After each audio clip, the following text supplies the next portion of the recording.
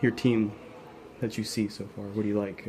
I mean, I feel like we're in pretty good shape. Our tempo's good out there. We're running around pretty good. Obviously, we're not into full pads yet, so we haven't got to real football yet, but we're out there hustling, flying around, fitting in pretty good. Things look pretty good. Seems like every year this Oakdale team accomplishes something that it hasn't had in the past. How do you amplify that and try to accomplish more this year? Well, I mean, those are going to be end of the season type things, right? I mean, right now we got to focus on getting better each week, trying to go 1-0. Yeah, I know you're aware of the region and all that kind of stuff. So we've never been past the second round.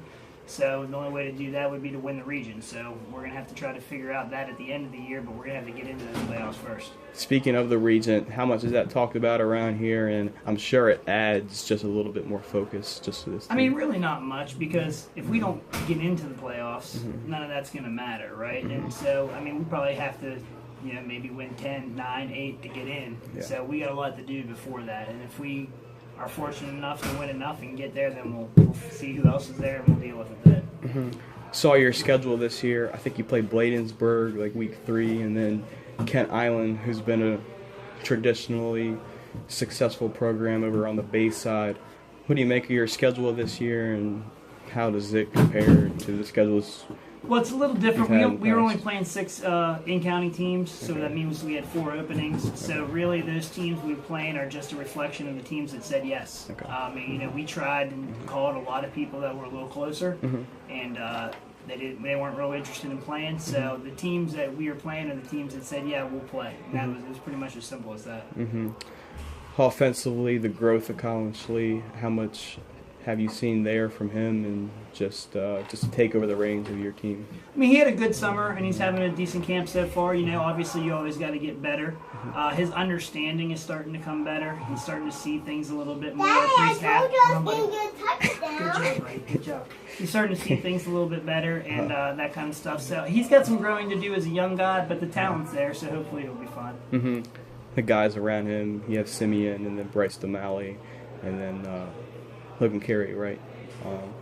Who else has emerged just as a skill guy? I mean, all of our fullback position guys, George Stoltz, Ethan Martin, Mario Goings, they all look good. Blake Baxter's been playing in the slot. He looks real good at that. And we got Noah Miller and John Button at receiver that can play a little bit.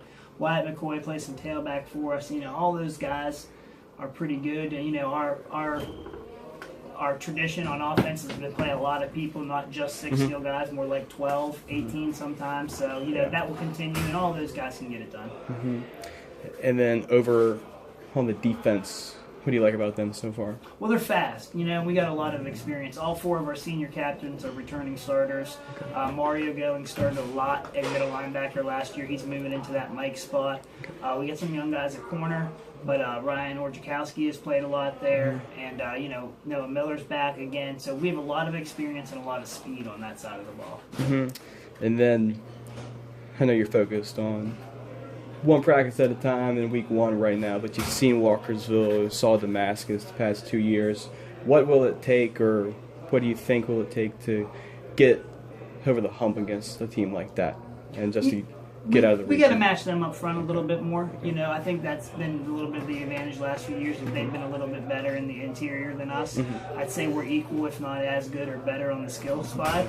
But we've got to match them in the trenches a little bit better. We got to come up some ways to get around maybe some size disadvantages that we have. We got to do a better job as coaches of scheming some stuff up to maybe get around that. And if we get those guys in there to play a little bit better and get those skill guys that we do have to put the ball in the end zone a few times, then we should be all right. Has there been more emphasis on that? We have experience and we're a little bit bigger. I mean, a lot of that's the good hard work that the guys put in the off season, and some of that's just genetics. We have a little bit bigger guys this year than we've had. So we should be fine. Those guys work really hard and they're smart. We got to coach them up and teach them how to use technique and leverage and that kind of stuff, but they should be fine.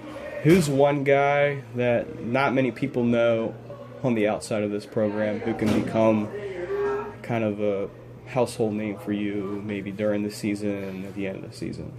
Well, I think Logan and George really go under the radar a lot. They've been 2-year starters, but on the defense and the will linebacker and strong safety position, which doesn't really always get in the pub. We've had some really, really good first-team all-area seniors on that side of the ball that have kind of stole the spotlight from them. But they're both excellent football players, and they've played a ton of games, and they know what to do, and I would see them making some big plays this year.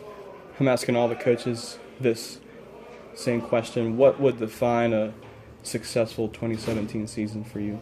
I mean, for us, we just got to win the first game and then go from there. I mean, you know, listen, we're never going to set ourselves short. We want to win the state championship. Of course we do, right? But that's so far away, and you have to do so many things right to even have an opportunity in that. We got to beat Digital Harbor. That's week 1 on Friday. That's where we have to be the focus. That's what we have to do. And if we beat that, then we switch gears and we got to put everything on trying to figure out a way to beat Bladensburg. And that's the approach that we have to take. With our schedule being the way it is and the region being the way it is, yes, so we want to be down there in the Naval Academy in December holding it up. Everybody does. But we better put our focus way back up here if we want to think about anything like that. Awesome.